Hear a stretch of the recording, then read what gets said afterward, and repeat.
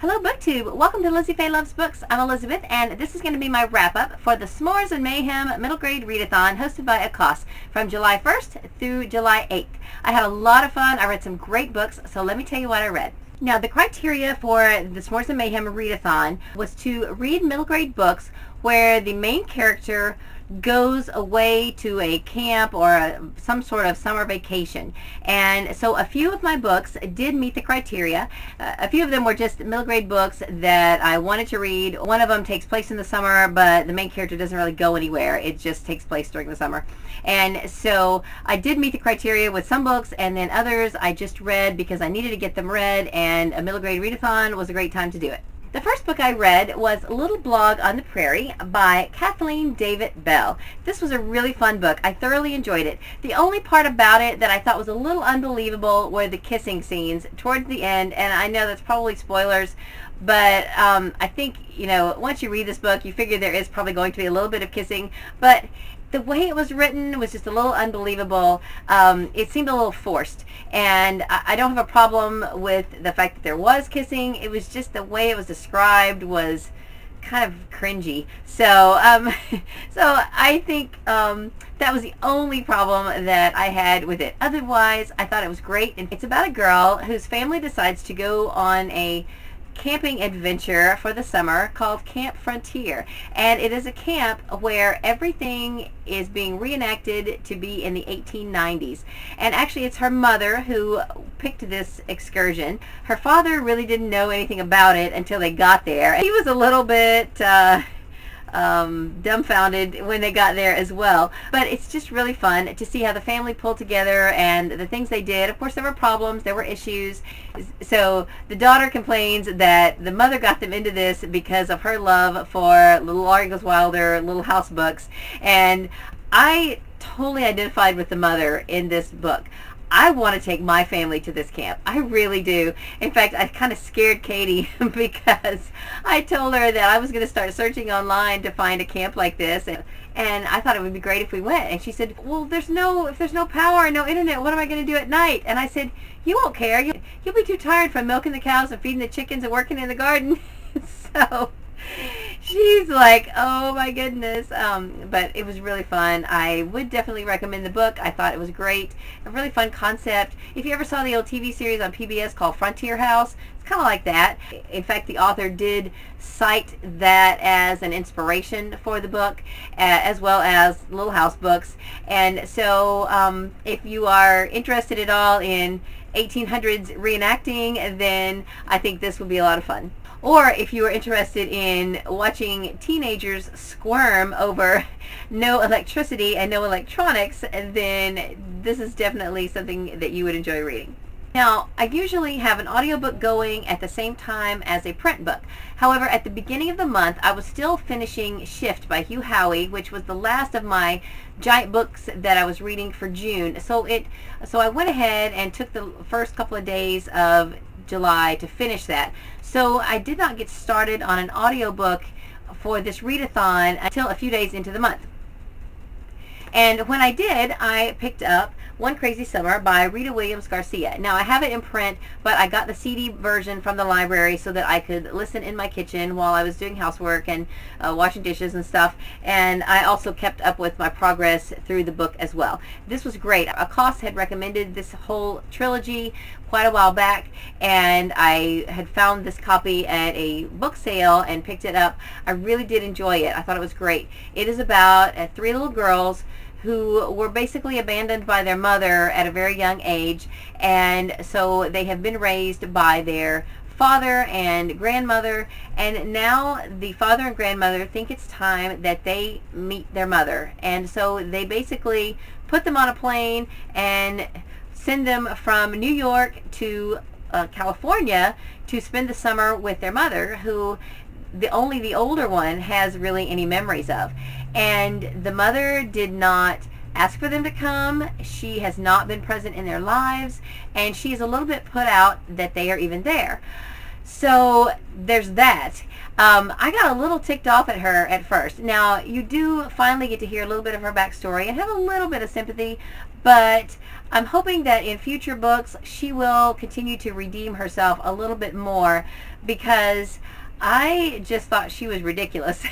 And the girls, of course, were very sweet. This is also historical fiction. This takes place in the early 60s when the Black Panthers were a very strong movement in the civil rights movement. And so the girls actually get to know some Black Panthers and go to basically go to their summer camp. So I learned a lot about that time frame. I do really enjoy reading books from the 60s because I just think it's fascinating to see how far we've come in such a short amount of time, really in my lifetime. And I thoroughly enjoyed this book, and I would definitely recommend it.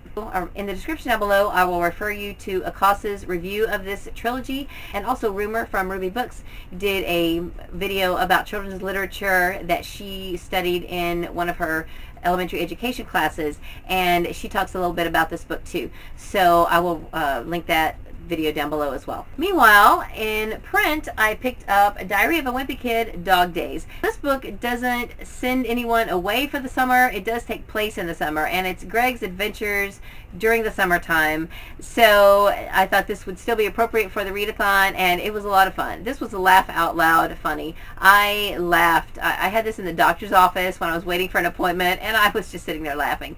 So I definitely love this. If you haven't read any of this series, they're so quick and easy and fun. I don't know what's taken me so long to getting around to reading this one. I read the first 3 several years ago, and I just never took the time to pick up another one. So I'm definitely going to read some more of the series. My daughter Katie has all of them, and I just think they're a lot of fun. This one especially was hilarious. Then back to audio. Escape from Mr. Lemoncello's Library. This is a book that Elizabeth Tyree was reading, and she was also participating in the readathon and was raving about it. So I looked, my library had it, I ordered it, and it came so quickly that I was able to go ahead and almost finish this during the readathon. This was great. It's so bookish. It's so much fun. Imagine being locked in a library for 24 hours and you have to use your resources in the library to figure out how to get out. It's awesome. That's all I'm going to say. I loved it. I also read Echo by Pam Muñoz Ryan. I was also able to get this on audio, and I'm so glad I did. I have not been moved so much by a book in so long. This book just almost left me in tears. The music was amazing, and you would miss that completely if you only read the print book. I had the audio version, and the underlying theme of this book is music, so you almost really need the audio to get the full book. And whoever did the music on the audiobook was phenomenal. There is the predominant instrument is the harmonica, but there are other instruments as well. There's a solo at the end of Some Enchanted Evening, and I just was listening to it almost tearing up. It was just so beautiful. This is a recent Newbery Honor book, and it is also one of the Sunshine State Young Reader Award finalists for this coming school year. So that was the reason I picked it up, and I'm so glad I did. I can really highly recommend this to the students this coming school year, and it's beautiful. So moving, so beautiful.